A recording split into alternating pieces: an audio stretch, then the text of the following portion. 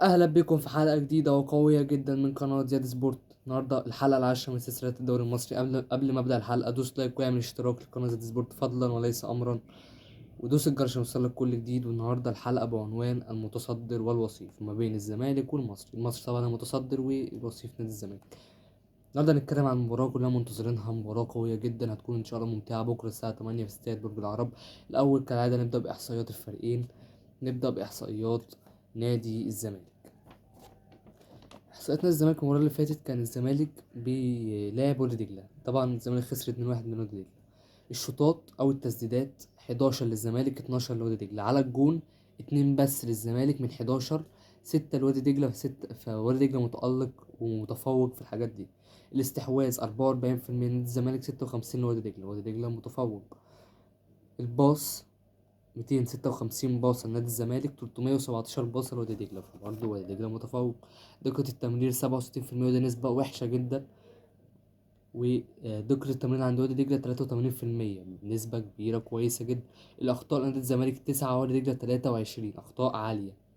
الإنذارات 1 للزمالك 6 لوادي دجلة، والطرد 1 للزمالك 1 لوادي دجلة، والتسلل 1 برضو، 1 للزمالك 1 لوادي دجلة. والكورنرات لا التسلل 4 لوادي دجلة، والكورنرات 8 للزمالك 9 لوادي دجلة. فوادي دجلة فعلا أثبت إن هو كان يستحق الفوز على الزمالك. الزمالك المرة اللي فاتت ما جاش. إحصائيات المصري والمباراة اللي فاتت، المصري كان بيلعب كهربة الإسماعيلية وكسب 4-0. الشوطات 17 شوطة للمصري، إحصائية كبيرة جدا. على الجول بس 4، ده إحصائية وحشة. الاستحواذ للمصري 69، قرابة الإسماعيلية 31. وطبعا واضح إن المصري كان متفوق على قرابة الإسماعيلية. الباص 487 باصة للنادي المصري، 226 لكهربا. الدقة 85%، ودي إحصائية قوية جدا للنادي المصري، بتثبت إن نص الملعب والدفاع بيعرفوا يبنوا اللعب، بيعرفوا يستحوذوا على الكورة. الأخطاء 12 للكهربا، 5 للمصري. الإنذارات 3 لكهربا، 1 للمصري. الطرد 1 لكهربا اسماعيلية الماتش اللي فات، والمصري مفيش. الأوفسايد مفيش للفريقين. كورنرات 7 للمصري، 0 لكهربا الإسماعيلية. خلصنا الإحصائيات. إحصائيات واضحة جدا إن هي أقوى للمصري بكتير قوي. نص الملعب بيتميز عند المصري. دلوقتي هنيجي ازاي الزمالك يكسب. تحليل بقى بتاعنا ازاي الزمالك يكسب وازاي المصري يكسب. نبدأ بالمصري. اول حاجه المصري بيخترق من نص الملعب كويس جدا. عبد الرحيم دهوم، محمود حماده، محمد مخلوف، احمد علي عامر، وعمر الساعي. دولت الخمس لعيبه، افضل 5 لعيبه في الدوري المصري بيعرفوا يعملوا اختراقات من نص الملعب. ونقطه ضعف الزمالك فين؟ في نص الملعب. فازاي المصري يكسب؟ اقول لك ان الاختراقات هي اللي هتخلي المصري يكسب، مش العرضيات ولا الاختراقات. اللي هو اللعيبه تهاجم من نص الملعب. المصري بيعرف زي ما قلت، نبيل الكوكي اصلا طريقته ان هو بيلعب من نص الملعب. الاهداف كلها اللي بتيجي من عبد الرحيم دهوم اللي هو بيلعب في نص الملعب، وبرضه بيلعب وينج، بس هو لعيب بياخد حريه اكتر في التحرك. ده اكتر لعيب بياخد حريه في المصري، ده اكتر لعيب معامله النجم، معامله احسن لاعب في الفريق في النادي المصري. عبد الرحيم هو ال- الدينامو اللي فعلا بيبصم على كل كوره. المباراة اللي فاتت كان متألق جدا، اسيستات، اهداف. فالنادي المصري يكسب بالاختراقات. الزمالك بقى يكسب ازاي النادي المصري؟ اول حاجه النادي المصري في العرضيات متميز، يعني برضو الدفاعين في العرضيات متميزين. مباراة بيراميدز والمصري تحديدا لان دي اتفرجت عليها كاملة، مصري متميز في العرضيات، متميز. المصري بيعرف آه يعني المدافعين مش بيبقوا مركزين طول المباراة في العرضيات. فالعرضيات مش هتجيب نتيجة أوي مع نادي الزمالك. اللي هيجيب نتيجة ايه؟ واحد زي اخوان بزيرة، ده واحد هيعرف يعدي واحد على واحد كتير. فده هيعمل هو وشيكو بنزا يعني، بس اخوان بزيرة اقوى. ان انت هيبقى عندك حلول تانية خالص غير التقليدية. ضربات ثابتة، كورنرات. هي الضربات الثابتة بتبقى حل. الاختراقات بس مش طول المباراة. المهارة، التسديدات، الحلول الغير تقليدية هي اللي هتخلي نادي الزمالك يكسب.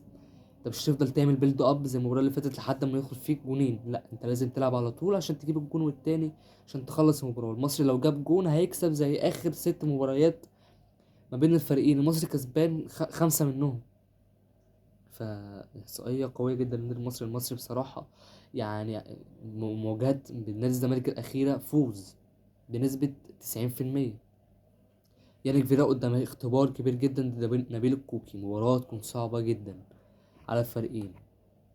الملعب ضيق، المساحات الضيقة هتكون برضو. المصري ملعبش في برج العرب السنة دي، يمكن لعب مرة واحدة بس. الزمالك ملعبش في برج العرب. ف اللي احنا مستنيينه كتير من المباراة دي. التشكيل المتوقع للفريقين او التشكيل اللي انا بتمناه عشان المباراة تكون كويسة يعني للفريقين.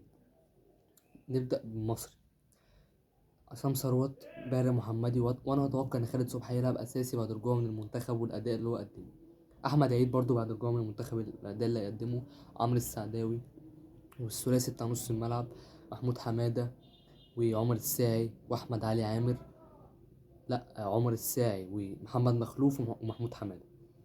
منظر طمين وصلاح محسن وعبد الرحيم دغمون. ده التشكيل المصري اللي انا بتمناه.